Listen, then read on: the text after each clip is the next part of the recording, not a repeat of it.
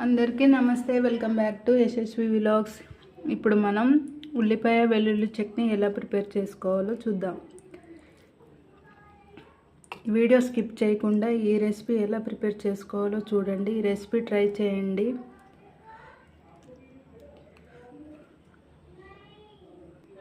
Okay, ఇప్పుడు ఈ recipe ఎలా ప్రిపేర్ చేయాలో ప్రాసెస్లోకి వెళ్దాం.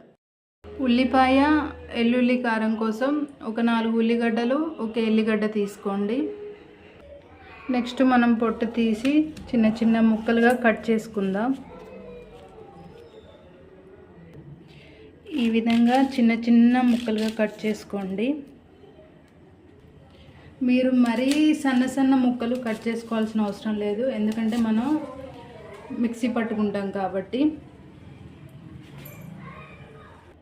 ముక్కలుగా కట్ చేసుకున్న తర్వాత ఈ ముక్కలను ఒక బౌల్లోకి వేసుకొని పక్కన పెట్టుకోండి.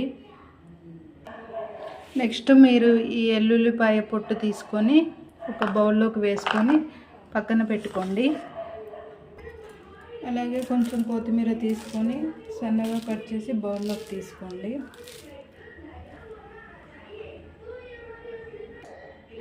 బౌల్లోకి వేసుకొని పక్కన పెట్టుకోండి. అలాగే 4 లేదా ఒక 6 పచ్చిమిర్చి తీసుకోండి.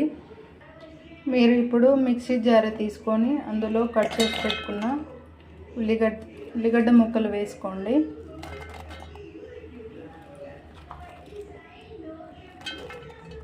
అలాగే నెక్స్ట్ ఎల్లిపాయలు అండ్ మిర్చి, మనం సన్నగా కట్ చేసి పెట్టుకున్న కొత్తిమీర అండ్ ఒక చెంచా కారం లైక్ చేసేవాళ్ళు కొంచెం ఎక్కువ వేసుకోండి, ఇష్టం లేని వాళ్ళు తక్కువ కారం వేసుకోండి. తర్వాత రుచికి సరిపడా ఉప్పు, అంటే ఒక చెంచా ఉప్పు వేసుకోండి. అండ్ ఫైనల్గా ఒక చెంచా జీలకర్ర. ఇప్పుడు ఇవన్నీ వేసుకున్నారు కదా, మిక్సీ పట్టుకోండి.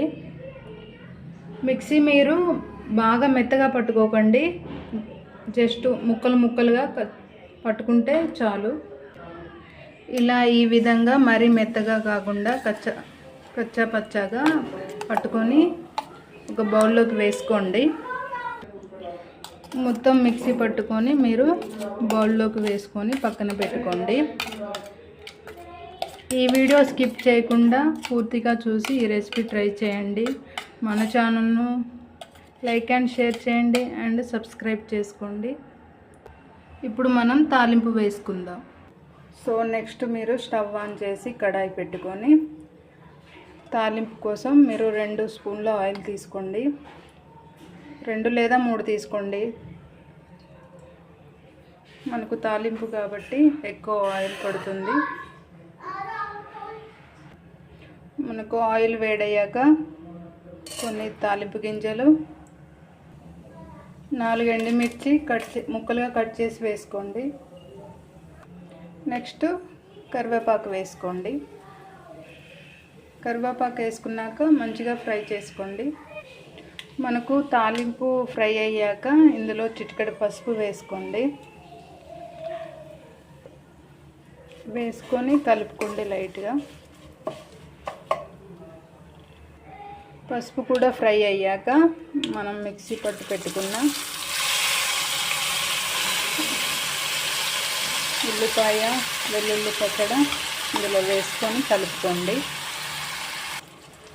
మనకు ఈ తాలింపు వాసనే గుమగుమ, అసలు ఇప్పుడే అన్నం తినాలనిపిస్తుంది, అంత రుచిగా స్మెల్ వస్తుంది. కలుపుకొని ఒక 2 నిమిషాలు మంట మీడియంలో పెట్టి ఉడికించుకోండి. ఈ టైంలో మీరు ఒకసారి సాల్ట్ చూసుకోండి, ఒకవేళ సాల్ట్ సరిపోకపోతే సాల్ట్ యాడ్ చేసుకోండి.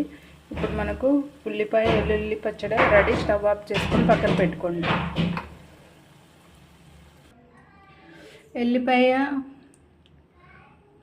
ఉల్లిపాయ చట్నీ రెడీ. ఈ రెసిపీ మీరు ట్రై చేయండి, టేస్ట్ ఎలా ఉందో కామెంట్ చేయండి అండ్ మన ఛానల్ను సపోర్ట్ చేయండి.